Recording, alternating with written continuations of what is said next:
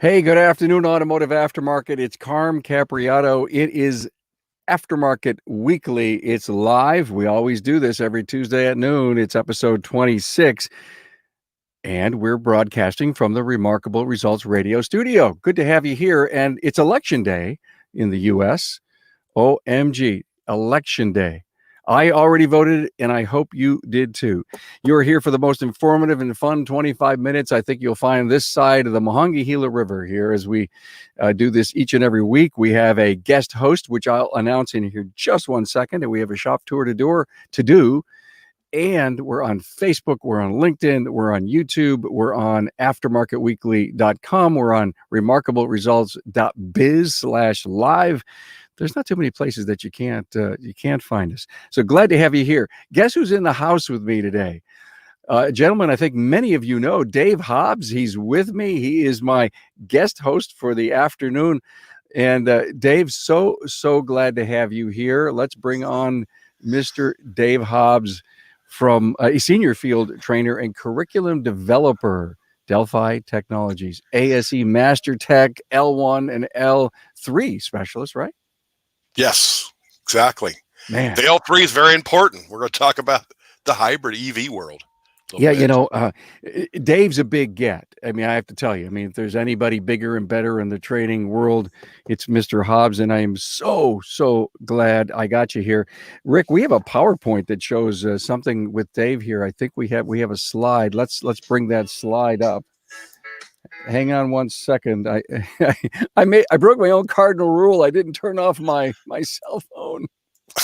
Anyway, I love that picture, David. That's not you near that. Is that an old Sun analyzer? That is. That's what is it? 1120 or 12? I can't tell. It's a 1220. Oh maybe before the interrogator. I don't know. Anyways, that's my dad. That's my dad. Oh, that is your dad. Yeah, Ray Hobbs, Hobbs Auto Electric, and that's the shop on the outside. That's my first car. And it is 61 Chevy wagon. Try to be cool driving a wagon when you're 16. No, you can't be. But I actually did soup it up a bit, and I put some nice rims on and tires, white letters. But it was still a wagon, and I wish I had it back. But the irony is in the kind of the legacies or the foundation of the future. I threw up there on that slide. The irony is that car had a 3 on the tree, 283, 3 on the tree. And that 3 on the tree had an overdrive function that was not like a 4th gear or 5th gear. It was allowed you to basically freewheel. You know how you get engine braking when you let off the gas, you're in first gear, you're going 30 or whatever in a manual, it revs up the engine. It didn't do that unless you pulled this lever out. It's a cable that said overdrive. And, being 16 years old in that picture, 17, I finally got rid of it, got something else, I think a year later. It's like, this is really complicated for a 3-speed manual. And I learned later that little logo in the very top right-hand corner, right underneath AW.com, Borg Warner, they made that transmission. And there is a service manual online on how to fix this really kind of complicated for its day, very advanced transmission that freewheeled. It almost like you shift without the clutch. So that was irony. Yeah. And who would have thought, Dave, all those years ago, you'd be working for Borg Warner. Borg Warner. So the legacy from the bottom right-hand corner, Delco Radio. Now, that kind of predates me, but my mother-in-law retired, started working at Delco Radio, a lot of customers over the years in Kokomo, Indiana. Then became Delco Electronics, then Delphi, and then Delphi Technologies. And now we're a new brand of Borg Warner. So I am so excited. But in the middle, the people in the middle, of course, my dad on the far left, but the guy in the middle, I got to give a shout out, especially on election day, because elections are because we have a free country. We have a free country because of that guy right there on my left in that photo. And we have a great company because of that guy. That's Rick Dowk. That was our CEO for 2 years. He was a car guy, kind of grew up in the car business, but he played football for West Point, graduated, did the Army football thing for a while, and then he did the parachuting. He was a Army Ranger commander. Wow. And then went back into the car business and worked his way up in American Axle and some other companies in leadership roles, and took Delphi Technologies through some pretty pretty perilous times, through the COVID this year, through the ups and downs of power electronic sales and in overseas markets as well as domestic markets. And so I just got to give a shout out to a guy that really led our country right through basically a war, economic, and now this COVID, and landed us, use the analogy of the Army Ranger of the parachuting, landed us in the drop zone. With Borg Warner. I don't think we'd have made it really as well as we have without Mr. Dowk. So thank you, Rick Dowk, and look forward to seeing you at maybe an Apex show in the future. Yeah. So, well, thank you so much for that. Appreciate that. Great history. Love the trivia. Thank you. Hey, our agenda for today is we're going to do some hybrid stuff, hybrid EV stuff with Dave. We're going to talk about technician training, like you need to be reminded of the value and the importance of it. We're going to discover what our fortune is of the day. We're going to do a shop tour, and I have some trivia for you. Where are we going on a shop tour? Well, we're going to Gordy's Garage with Joe Hansen from Roseville, Michigan. Oh, I got the wrong picture. I am so sorry, Joe. Oh my God, take that off, Rick. That was for next week. I can't believe I did that. Now, why did I do that? You know what? Stuff happens. It only goes to show that we're human. I promise you a picture, Joe, somewhere along the line. Anyway, don't forget all the episodes are archived on the web at aftermarketweekly.com and at remarkableresults.biz. Let's do our trivia tease for you all. What company opened up the first drive-in gas station? Interesting. Let me give you a clue. It's a very old company. And if you're hanging with us on social media, we can see your comments. We can tell us what city you're in. Share this. It would be nice to have. This week's latest episodes, everyone. We were out with Joe Register last Friday and on Advanced Driver Assistance Systems and Tech Advances. Joe is just so well connected with ISO and SAE, and it was just a great episode. So much to learn from that. And yesterday, Chuck Searles from AMI, the new president of AMI, came in and talked about all the great accreditation things going on with AMI. Well, now it's time to turn our attention over to Dave. And I know he brought a great slide with us, and he's here to talk about hybrid EV technology. David, take it away. Yeah, it's very fitting, Carm, that we're doing this on Election Day because the politics of America affect the automotive industry. But I can tell you, whoever you vote for, it's not really going to change the direction we're going. The curve might steepen a little bit with one candidate over another, but electrification is here to stay. And it's just going to get more and more and more. Car companies are absolutely committed. Of course, Uncle Sam will push them a little faster. Depends on how Washington and how your state looks, at the end of the evening, or who knows if it'll be decided tonight. But, sometime it's going to get decided just because we're Americans and we're going to have a solvent government that's going to be of the people. And that's going to mean we're going to be seeing either a steep increase or a fairly decent increase in electrification. So I want to talk a little bit about you and your training situation. I know there's been hybrids out and we've had training. My first, I got a little prop here to hold up here. This is my little bag from Craig Van Battenberg, Up Your Voltage #1. I think it was like, I don't know, 2006 or something. All right. Sure. It's been 14 years, but that's my high voltage gloves. I've got like 5 other sets now. But whether you took a class like from Craig or one of the other notable trainers around the country way back, 15 years ago, or you're taking your first one, the first thing you learn is safety, and that anything above 50 volts, according to OSHA, can potentially be injurious or even lethal if you get a hold of the wrong connection.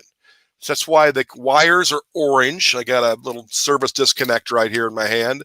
So this is out of a Toyota, and this is the plug with your gloves, safety gloves on, that you unlatch like that. And we'll talk about the significance of this action right here. And then you do this to remove the big fuse. And now the battery pack is cut in half. But more importantly, the high voltage connections are not going to be connected electrically. You're not going to have those relays, service main relays turn on. And that's one of the first things they teach you, put the gloves on, disconnect the high voltage battery. That's something we teach first responders even when they attend an accident scene. They want to get the car safe before they remove the people. But beyond that, it gets very complicated, and there's different levels of hybrid training. And I want to encourage you to not shy away from it, but to continue on and do what a lot of other repair shops have done and take advantage of the new technology and brag about it. When you get your L3 certification for hybrid advanced specialist, or when you just start working on the car, you get the gloves, you get maybe a high voltage meter, maybe a mega ohm meter, like the Fluke 1587. That's the one I use, but there are other good ones on the market that allow you to test the high voltage cables for leakage. When you start getting a little bit of tools, a little bit of training, make sure your customers know that you know hybrids and that you know plug-in hybrids, PHEVs and EVs. So essentially they all work, as you see this little composite vehicle, if you will, the same as we go clockwise, lower left-hand corner. They all have a high voltage battery pack, but you can see there's different voltages.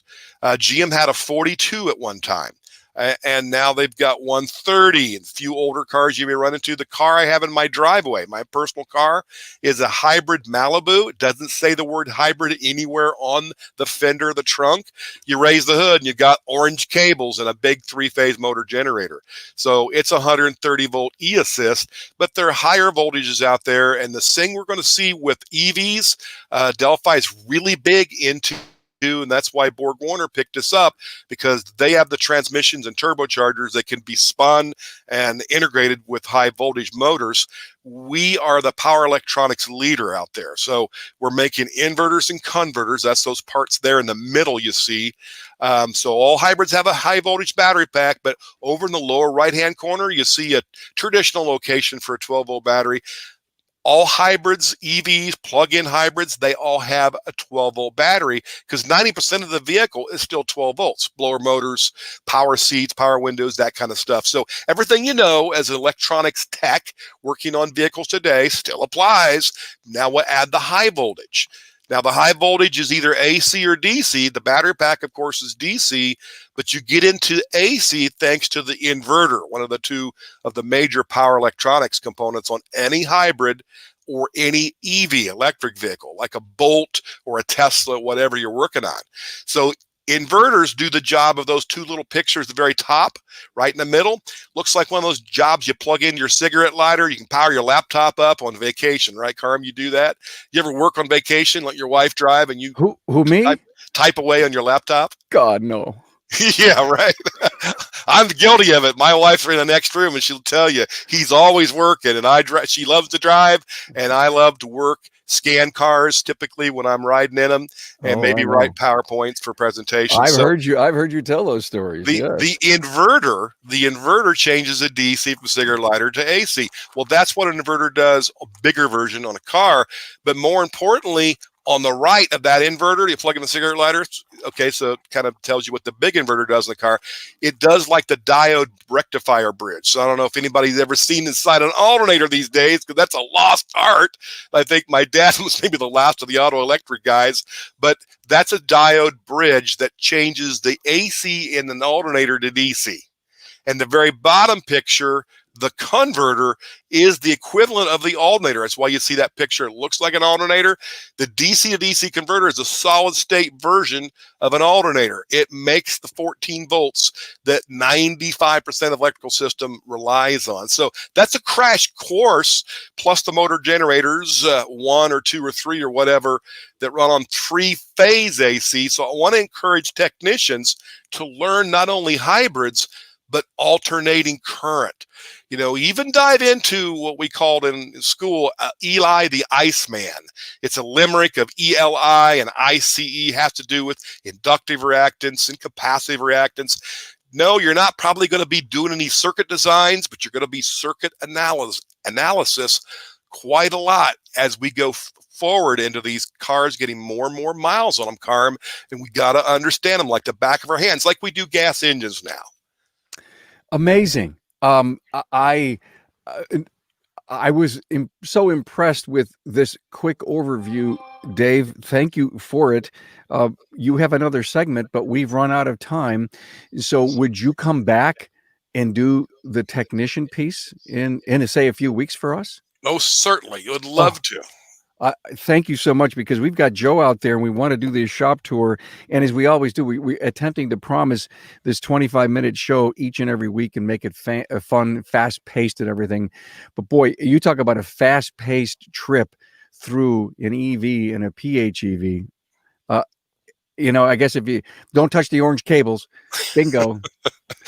And thanks for bringing up that thing from Craig and that bag from one of your. Did you go to that at one of his original classes? I went to number 1 and probably number 20. I don't know. He's up to 100 or 60 or something now. The guy is a hybrid machine. That's what he does. He loves it. Absolutely right. Hey, this Friday, upcoming, the Academy. The Academy for this Friday is going to be, and I think you're going to like this, Dave. It's the EV mandate that California has just basically, I'm not sure if they approved it or the governor said this is what we're going to do, but they said no ICE vehicles sold after 2035. So I've got 4 shop owners from California: John Epstein, Carolyn Cocolette, Dave Kusa, and Rory Balmer, to come on, and we're going to chat about that, because I think what goes on in California happens in a lot of places. But I also want to talk about what does it mean for a business model, and what do we, what's the maintenance and the repairs going to look like way down the road. Now, I know 2035 is a lot of years out. I get it. Yet I think we need to talk about it. So we're going to talk about it this Thursday.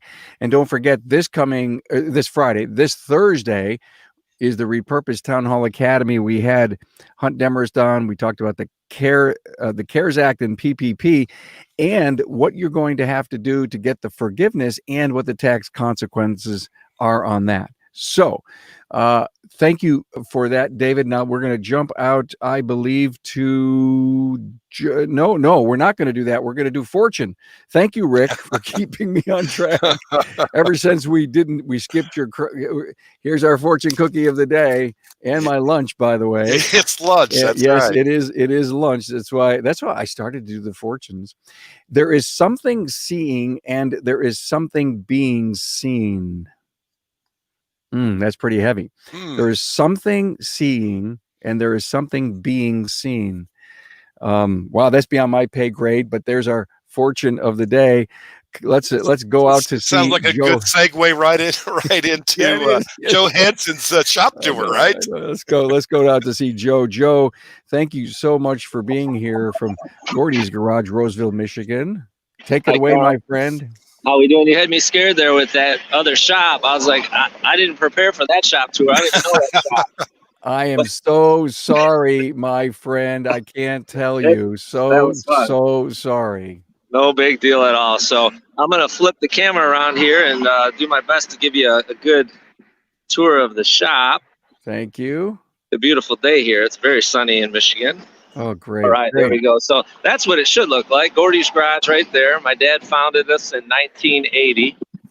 Kind of off the beaten path there. There's McDonald's across the street. That's a good draw. Yeah, it's a good draw. We do get customers from there. They read our sign, and we try to put funny stuff up there. So it's not cool like AJ's sign, but one day maybe I'll get a sign like AJ. I'll tell you, he got me fired up about that. But so yeah, here's our shop. We got our parts entrance. We don't like parts coming into the office. We got our key drop box here. And I tell you, that's been a heck of a game changer, especially with COVID and that. We had it before that, and we obviously used it before that, but that has really helped us out quite a bit. And as you can see, we're proud to be a Napa Auto Care Center. They do a lot more than just parts for us. They help the industry and lead us. We got our drop box here. So we'll go ahead and go inside the shop here, see who's here. You might even see a sighting of Gordy. We'll see. Hey, Keith, how you doing? So this is that's Keith and Nate. Say hi. So this here is our front office. This is where all the sales happen. We got our coffee maker and our TVs, of course. We got so many customers hanging out. Not too many. They do hang out though. I mean, we get rushes of them. It goes in spurts. And Keith, look at him putting his mask on. What a good boy. Yeah. Wish I was that good. Yeah. So as you can see here, we got the front write-up counter, and each advisor has a space there, and then this is where we do all our estimates back here. I see there's no plexiglass between the advisor and the customer. You chose not to do that? Yeah, I didn't really think about it, to be. I mean, we see it out there, but none of our customers really made a deal of it. So we, we have masks going on and stuff like that, but we don't. We're good. Back here we got our appointment board and our shop flow board. We're digital with that, and our keyboard, and our technicians have each have their own rack there. We try to stay very, very organized. Culture's number one, and then our processes are number two around here. And you can see Keith, we're in the process of switching over from Mitchell to TechMetrics. He's feverishly learning the system. Okay. So we're pretty excited about that. That's going to happen next week. So yeah, this is our sales office. We try to stay real organized up here, and we have nice flow. Jay here, he works right here. He's at lunch right now. So here out in the shop, you can see we got about 12 spots to fix cars here, 12 to 15 actually, depending on what's here. It looks like a very deep building. Yeah, I'm gonna take you back there in a second. It's very big. I'll tell you the story on that in a sec. We got some fire extinguishers there. We had a thermal event Friday. Thank God we had those charged. Make sure you got your fire extinguishers charged up. Well, that's a great warning. I don't want to go into the detail, but thank you for showing that. Now, are those parts bins? Yeah, so these are parts bins. So here's just one of our systems. When part suppliers will come in through that door there, they'll walk up here, and as you can see, each bin has a technician initial on it. So when we order our parts, we put the RO number and then the initials at the end. Right. And we trained our suppliers, so when they walk in, they simply look at the end of the repair order number, and they see the initials. They place the new parts in this top box here, and then take the invoice into the service advisors, and they'll just sign off or put it right in the parts in bin. So there's not a need for them to be talking, because there's nothing more annoying than having someone stand next to you while you're trying to sell a job, and they're waiting for a signature. That's just silliness. So we have it down so they don't have to talk to us if they don't need to. And then the bottom rack you see there, that's all the parts that went on the vehicle, the old parts. So when a customer comes to pick their vehicle up front, the advisor can simply walk out here, show them the old parts, or take them in there, or even bring the customer out here and show them to them. So it works really nice. If a technician is working way in the back, how do they know that their parts are there? We either use WhatsApp, send them a text, or they can walk back there and tell them, or text them. Okay. Yeah, works slick. And then this here is all our returns. So as you can see here, all of the parts have return labels on them, whether they're a core, new, or defect. Those are removable stickers. So they can put that on, and then they go in the proper bin. So there's never a mistake on where the parts are or what process they are in the return. And we don't lose anything, so we get our money, especially with cores. That's important. Yep. So that's very smart to be able to label the product so that a proper credit gets applied. Yeah, for sure. And that was one of our reasons to move into TechMetric, the cloud-based system, is we can monitor that much better. So up here, we got Nathan. He's our Napa Tech apprentice down there eating some lunch. This is our lunch room. We got no Jerry Springer today. We got the court cases going on, so. So that's that. Back here is our parts room, and I tell you, this has changed quite a bit over the years because we don't have hardly any parts anymore. We just keep some batteries, some fluids. We try to keep it nice and organized and neat. We're BG shops, so we got lots of BG products. And I see a lot of chemicals, Joe, but do you stock filters? Yeah, I'll show you those. Those are coming up. That's all our cleaning supplies. All right. You can never have too many spare monitors or computers, so that's that. And then coming down here, this is where I work out of. This is in here. That's my office. Okay. So I try to work out of here. Got my monitors, of course. That's the second monitor, or just I don't have a window. So. By the way, Joe, show us that big wide. What is that? 32-incher. That one? You're the second person that I've seen that, and a shop owner locally here in Buffalo had one of those, and he said it was one of the greatest investments he made. It is. I hardly use that up there as a second monitor anymore. And then I got my big mic for when I try to play Carm, so that's pretty fun. So, So walking down here, you'll see, you asked about filters. We do stock fast moving numbers only for parts, which are mainly filters, right? So I we got see 'em. Okay. Napa Gold filters are the only filters we use Okay. for synthetic oil. That's the way we do it now. So that we stock some tires. We got our parts, our tire machine. We do a fair amount of tires here. And this is our quick lube bay. This is the one we use just to do the quick services, the waiters, and get them in and out. Everything's accessible right here, and that's why the filters are there as well. Does the oil change waiter get a digital vehicle inspection? Oh yeah, for sure. Every one of them. We do a digital inspection, and we text it to them and print it if they want. And then you'll see here too, one of the things we did, which might seem simple, but to add in the time clock that's on the Wi-Fi, and that syncs up with our QuickBooks and that, so all the time's right in there. They just swipe their badge on it. It syncs into QuickBooks, but does it sync into an HR service?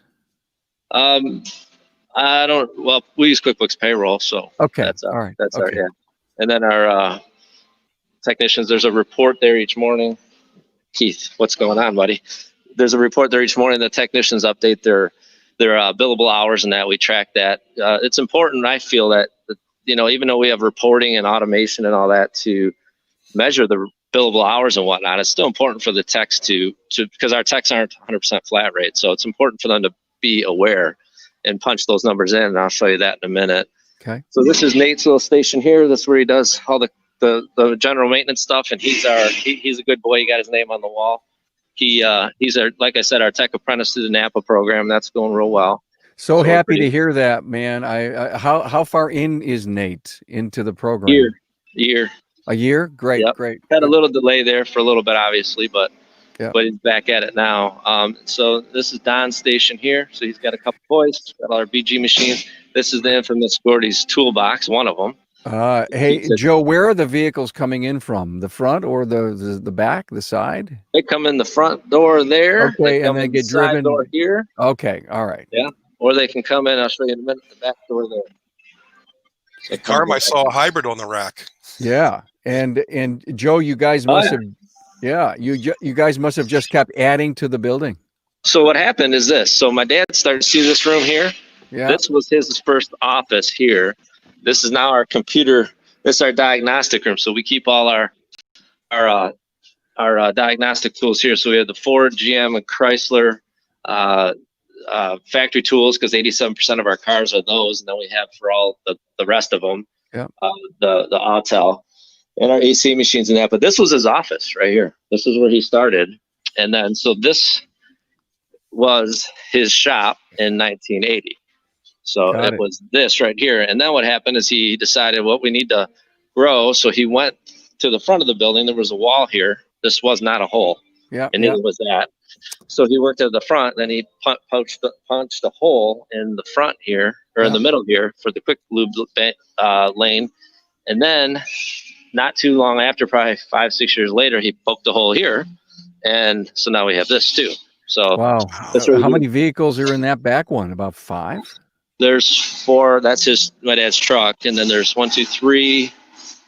There's just 3 cars, but we can do 5 back here, and obviously our alignment, which the alignment machine is pretty sweet because we plug that into a battery backup all the power, and it's Bluetooth, so we can take that, move it over here, and do big trucks. Got it. So if they don't fit on the rack, we can simply just do them right there, and we get a lot of work out of that, actually. So this back room, we've had, I don't know, probably 15 years, and it's really paid off. I thought he was crazy for doing it, but good thing he had the vision to push through. There, you see there's our oil burners. Mm-hmm. The shop with those, and he's got a whole system set up for that. It's just amazing what he's done. You've got a lot of tanks. A lot of.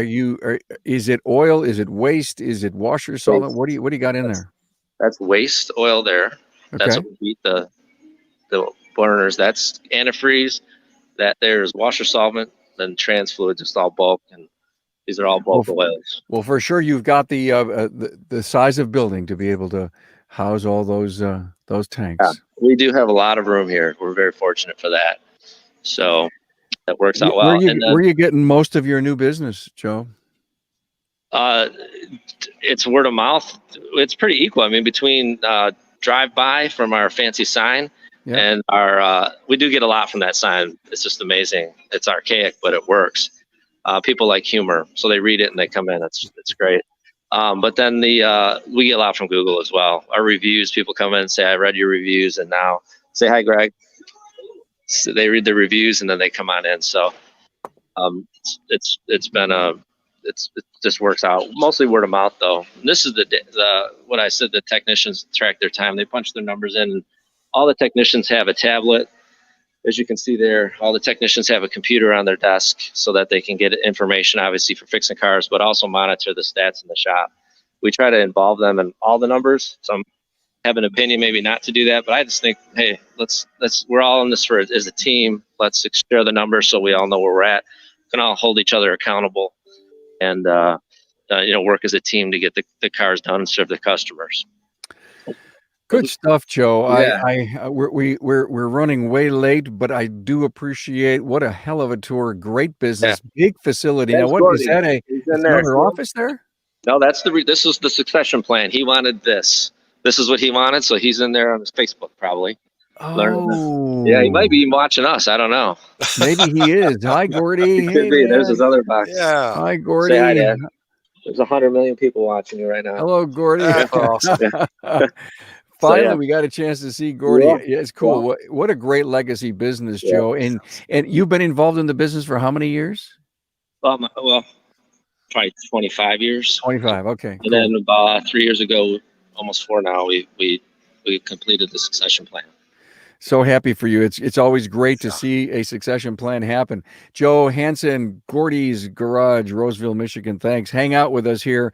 I do want to say that next week we are going to go to University Place in Washington. Thank you, Rick, for showing that picture.